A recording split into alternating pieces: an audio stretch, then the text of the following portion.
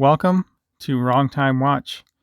My name is Kevin, and today we're looking at the Damasko DA37. Now, before we get into the video, I'd like to thank Art for sending this watch over for us to check out. And also, let's take a quick look at the box here. Now, in my previous videos with my other Damaskos, I've called this a lacquered wood box, but I think it's actually a plastic box. Regardless, it still looks nice. Some padding on the inside with Damasko and nice little leather watch rest there. So let's get the box out of the way and we can look closer at the watch. I am a big fan of Damasko watches. I picked my first one up maybe 2 or 3 years ago before I started this channel, and I've not actually worn it much, but I'm going to finally wear it. Just took me a while to get over the thought of wearing an expensive watch on my wrist, but that's what the hobby's all about, is buying these watches and enjoying them, spending time with them. So Damasko watches are packed full of technology and interesting features. So some of the neat things about this watch is that it has Viton gaskets and seals. This watch here is rated to 100 meter water resistance, which it's nothing to write home about, but it's still a nice feature to have on a everyday watch. And some of the unique things are that this is anti-magnetic, it is shock-proof, it is pretty much scratch-proof as well. It has this ice-hardened case and bezel and case back, and that gives you a hardness of 60 HRC, and I believe that's 710 on the Vickers scale. This particular example in my hand has a full lume dial, as you could probably guess from the way that this is designed with the black hands and black indices. It has a sapphire crystal with anti-reflective coating. The AR coating on these Damaskos is simply amazing. You don't even see the crystal. You have to get it in a certain light to even see that there's a crystal on here, but it is very well done with the anti-reflective coating. So there we're getting a little bit of glare off the lights on that angle. Also, as you can see here, it has the day and the date, and that is offset from the center line there. And then just above that, you have the Damasko logo. So it's a nice clean dial. It's very well laid out. Right there at 6 o'clock, you have made in Germany. So everything is in place and it's very purposeful. Another feature this has is it has a self-lubricating cell for the crown. And actually, when you wind this, you can feel a bit of resistance, which I don't feel in other watches in the winding position. I'm not sure if that's a gasket or what's going on in there, but it doesn't feel bad. It's just something different.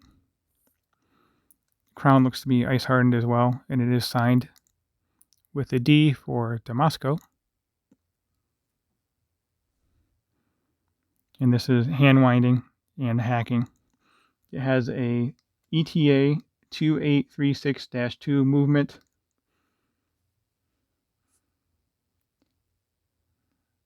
Looking over my notes here, I think I've covered all of the specs. The crystal is also rated to negative pressure, so that would be if you're a pilot or skydiving or whenever else you would get into negative pressure. It prevents the crystal from blowing back out. Diving is preventing water leakage from compression. So negative pressure would be the crystal popping off. All right, let's go over the dimensions on this. Well, before you get into that, you can look at the case. It's essentially a brushed case, but it has this unique color to it because of the ice hardening process. Drilled lugs, screwed down crown, screwed down case back. And here's the information on the back of the watch. So you can see it says made in Germany. Then a bunch of German words on there. So shockproof, anti-magnetic. You can see the model right there, and also that is the specific number of this watch. So I guess you call that a serial number. Okay, let's go over the dimensions. Lug to lug on this is 48.5. Case diameter is 40 millimeter. Thickness on this is 12.7, which is a little thick for a 100 meter watch, but some of that thickness is attributed to the anti-magnetic shielding in here. And we have 20 millimeter lug width, which on this strap, it does blossom out to, actually I didn't measure that.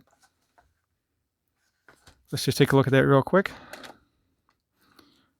On this strap, it blossoms out to about 24, and then it tapers down to 18 millimeter. This watch wears great on wrist. It would make a perfect everyday watch.